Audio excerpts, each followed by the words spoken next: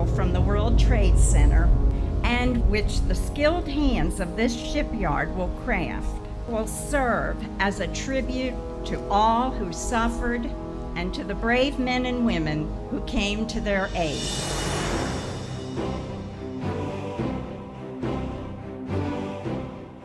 The ship has 7.5 tons of steel taken from the World Trade Center, and it was forged into the bow stem of LPD-21. In 42 years, I probably worked on maybe 100 ships or more. On LPD-21, my responsibilities were coordinating and arranging the heavy lifting. I could have retired, but I wanted it to be my last ship. My name is Miguel Valderas. I currently work as a zone foreman on LPD-21. The value of the ship to our country, you can't measure. I spent time with my crew, my team, sharing what I felt in my heart, that we're literally, in my opinion, building history. That's gonna live you 5 inches. My name is Dennis McCranmer. I'm currently working on LPD-21, outside machinist supervisor. LPD-21 has brought a special significance to myself as well as many other shipbuilders. It's a tribute to the people of New York who lost their lives in this tragedy. I recently had the honor of going to New York to meet with the families of the September 11th Association, where they've set up a tribute center, museum where they have artifacts, film footage, memorabilia.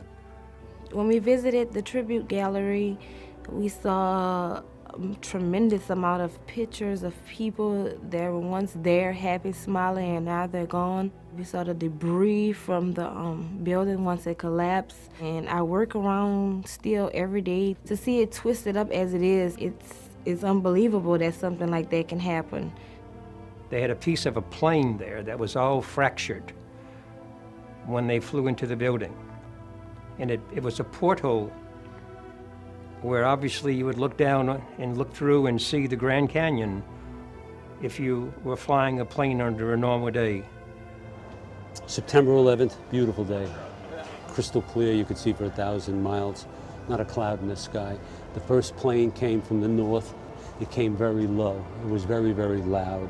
It hit the North Tower at around the 92nd floor. My son, in my case, called me at home because his firehouse was in Queens, and he had said, the phone rang, he said, "Dad, turn the TV on." I turned the TV on, and it was the view all of us saw.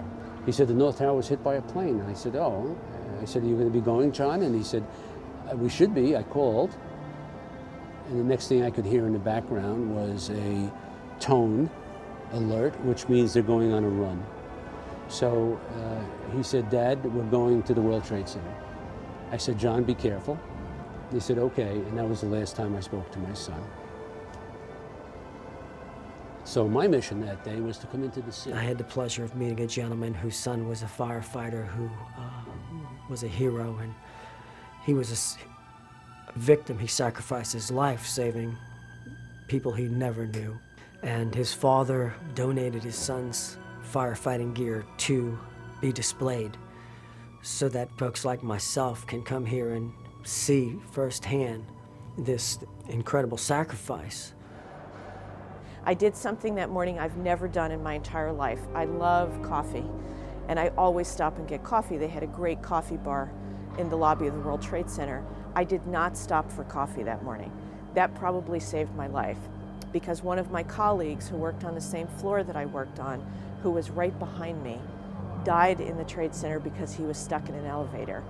On that day, when the plane hit the building, it was a snap in one direction and then a snap back. It was a tremendously loud sound. A woman who had an office right below the impact point, who cleared out some 230 people, I believe it was, got them down off of that floor. At about the 25th floor, people started to say, "Move over, form one line." And at that point, that's when you saw your first firemen on the 26th floor. So in the back of your mind had been this lingering doubt that you were going to make it out of the building, when you saw firemen, you knew if they could get up, you could get out. There was wreckage all over the plaza, strewn all over. There were fires burning everywhere, and there were human remains scattered everywhere that you could see. You wanted to go out, despite what you saw. That was your exit out of the building, so you wanted to go out there. And there were people saying, no, you can't go out this way. And as you stood there, people were jumping and landing in front of you on the plaza. So they sent us down a set of escalators through the lobby, and through the lobby, you're stepping through revolving doors instead of going through them because all the glass is blown out. I started to feel a rumble in my feet. The ground started to shake, and I looked toward where the trade centers were, and I started to see a cloud, a gray cloud, that started to get bigger and bigger. So I thought the building was falling on top of me. We tried doors, we couldn't get into any of the doors, and so we did the next best thing, which is basically, there were 3 of us. We turned our backs, we closed our eyes, and we held hands. The dads came to here every day in the morning. This little group of us, we became known as the Band of Dads. There's about 8 of us. Anybody we would find along the way was a godsend, because that family would have something to be happy about. They'll have their loved one or something of their loved one at home. On December 11th, I had left the site. I was home by about 9:30. About 11:30, the phone rang, and it was a chief in charge of this site for the night. So he said, Lee, we have John. I said, okay, I'll be right in. So I got my son Brendan and myself, and we came in. Men were lining up on the hill already. I went down the ramp, and Paul, the chief, came up to me, and he put his hands on my shoulders and said, Lee, he's all there. Now that's very important. That's very important. So I said, thank you, Paul. I went over to the basket, and I did what I had to do to my son, Jonathan. And then Brendan came over and did what he had to do to his brother. And then in the tradition of the New York City, in the tradition of all firemen, all fire departments, we carry out our own. So my son Brendan and myself and men from Squad 288 picked up Jonathan, and we were able to carry Jonathan out and bring him home and put him to bed where he belongs. These young men and women didn't become heroes because of September 11th.